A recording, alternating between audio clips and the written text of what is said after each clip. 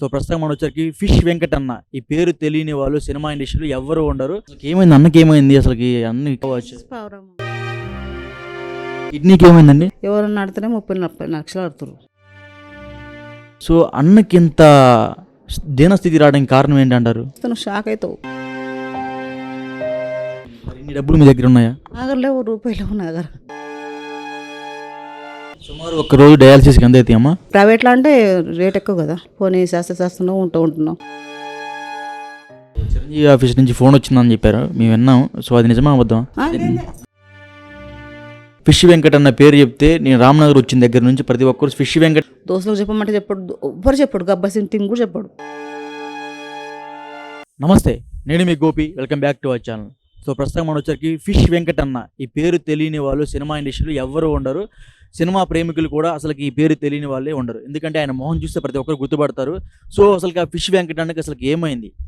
ఆయన కొంచెం బాడీకి సంబంధించిన కొన్ని పార్ట్స్ కూడా కొంచెం సీరియస్గా ఉన్నాయని కొన్ని వార్తలు వస్తున్నాయి. సో ఆ వార్తల్లో నిజమెంత, ఈ పూర్తి వివరాలు వాళ్ళ వైఫ్ లోపల ఉన్నారు, ఆమెతో అడుగు తెలుసుకుందాం. అదేవిధంగా వాళ్ళ కుటుంబ సభ్యులు కూడా చాలా మంది ఉన్నారు, వాళ్ళని కూడా అడిగి తెలుసుకుందాం. ఫిష్ వెంకట్ అన్న కూడా లోపల ఉంటే ఆయన కూడా అడిగే ప్రయత్నం చేద్దాం, రండి. సో ప్రస్తుతం మనం చూసాం కదా, ఇందాక మీ అందరికి బయట చెప్పా, ఫిష్ వెంకట్ అన్న పరిస్థితి అయితే చాలా ఘోరంగా ఉంది. సో మనం ఇప్పుడు ఫిష్ వెంకట్ ఉన్న వాళ్ళ ఇంట్లో అయితే ఉన్నాము. సో ఇప్పుడు మనతో మాట్లాడడానికి ఫిష్ వెంకట్ ఉన్న వాళ్ళ వైఫ్ ఉన్నారు. మేడం నమస్తే అమ్మ. నమస్తే. అసలు ఏమైంది అన్నకి, ఏమైంది అసలుకి? అన్ని కాలు మొత్తం ఇంత లావు వచ్చి మళ్ళీ కాలు ఇన్ఫెక్షన్ అయింది. ఒక 5 సంవత్సరాల నుంచి ఇక్కడ ఆప్షన్ కూడా అయింది.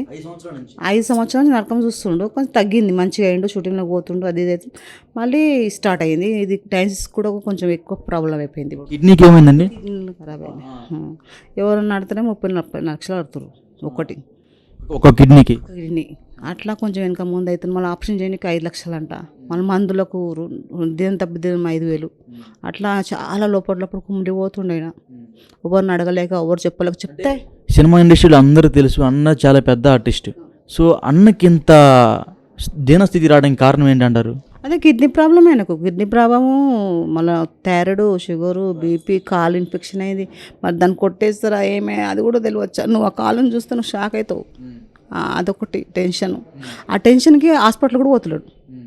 ఇక్కడ ఈ చిన్న చిన్న హాస్పిటల్లో పోయేసి వస్తాడు, ఒక సూది తీసుకుంటాడు, వచ్చి అనుకుంటాడు.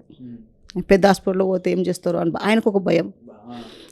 మరి పైసలు ఎంత అవుతాయో ఎవరిని అడగాలి, నేను ఎవరిని అడగను, నేను ఒకరికి ఇస్తా, నేను ఎవరిని సినిమా వాళ్ళని అడగండి అన్నాడు. చెప్ప ఇదే. అన్న చాలా పెద్ద ఆర్టిస్ట్ కదా, మీరు మరి ఇంత చిన్న ఇంట్లో ఉండడం కారణం ఏంటంటారు? అంటే మాకు ఇంకోటి కూడా సికింద్రాబాద్ ఉంది, అక్కడ మా అత్తగారు వాళ్ళు ఉంటారు. ఈ ప్రస్తుతానికి అక్కడ ఏరియా బాగాలేదు, మా పిల్లలు ఖరాబ్ అవుతారని చెప్పి నేను ఇక్కడ ఉన్నా. అన్నకి మరి ఎవరైనా రెస్పాన్స్ ఇచ్చారా మరి ఏమన్నా?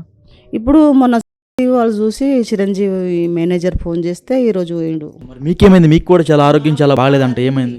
ముఖాలు అడిగినాయి, నాకు ఆపరేషన్ చేస్తాన్నారు, నాకు ఒక 5 లక్షలు అవుతాయి అని చెప్పారు. మళ్ళీ నేను హాస్పిటల్లో అనుకుంటే మరి ఆయన నోరు చూస్తారు. ఇన్ని డబ్బులు మీ దగ్గర ఉన్నాయా? నాగర్లేవు, రూపాయలు నాగర్. ఆయనకే లేవు చూపించుకోవడానికి, నాగర్ ఎక్కడ ఉంటాయి? అట్లా చాలా ఆయన నా గురించి ఆలోచిస్తాడు.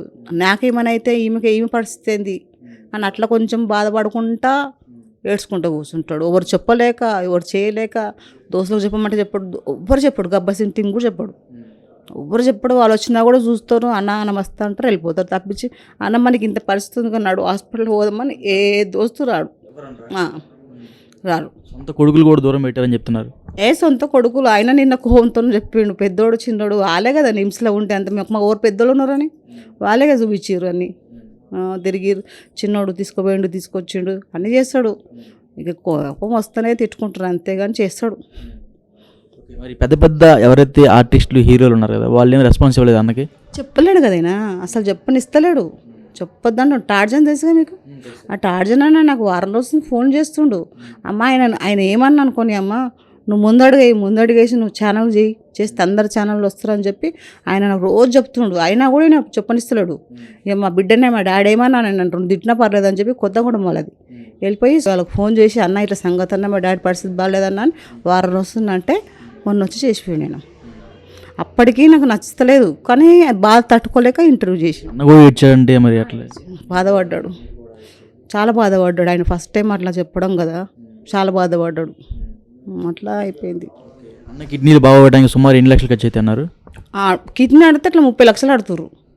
30 అంటే 60 చేయడానికి 5 ఇట్లా అన్ని లెక్కలు వేసుకుంటాడు ఆయన చేతి మీదనే. ఎవరిని అడగాలి, ఏం చేయాలని చెప్పి గమ్మునుకుంటుండు.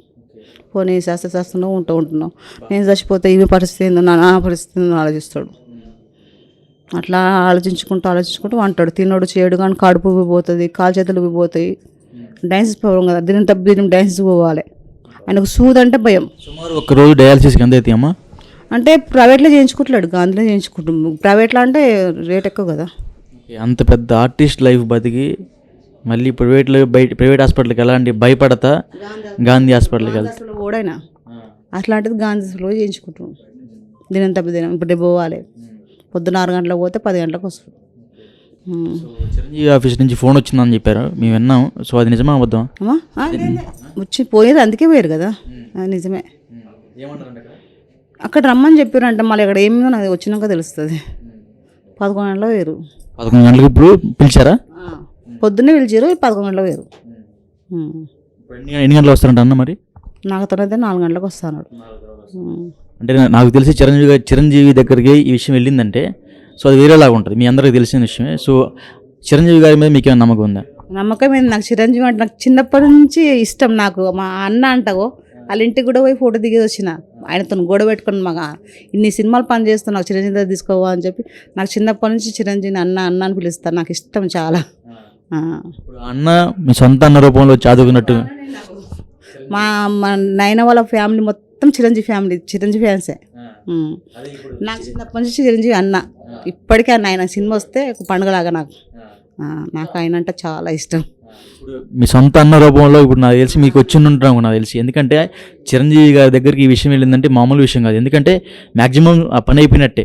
ఎందుకంటే చిరంజీవి గారు ఇప్పటికీ సౌత్ ఇండస్ట్రీకి సంబంధించిన ఎవరైతే మీలాంటి పెద్ద పెద్ద ఆర్టిస్టులు ఉంటారో వాళ్ళందరికీ సరైన న్యాయం చేశారు ఆయన. వాళ్ళకి సంబంధించిన హాస్పిటల్స్ ఉన్నాయి, అన్నీ ఉన్నాయి. సాయం చేసిండు. ఇంకా చెప్తలేడు, వాళ్ళకి ఇంత ఇచ్చినా వీళ్ళకి ఇంత ఇచ్చినా అని చెప్తాడు. అడగడు, ఇచ్చి మళ్ళీ అడగడు. వాళ్ళ ప్రాబ్లం ఏందో అని అడుగుతాడు.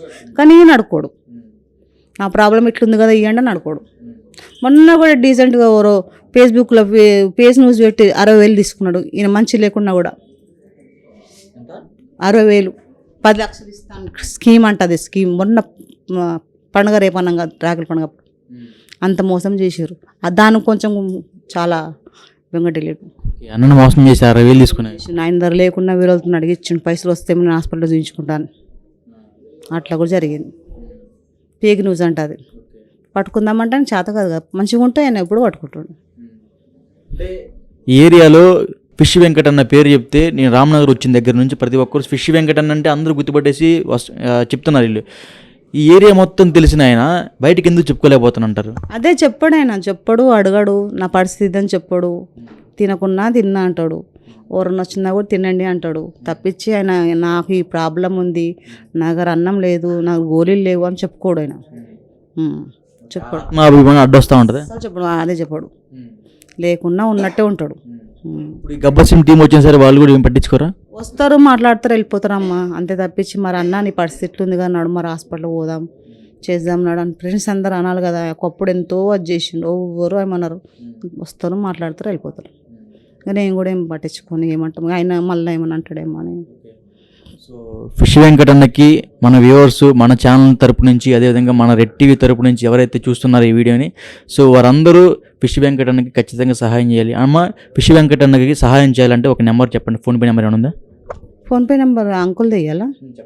అదే 9849 359534. ఇది ఫోన్పే.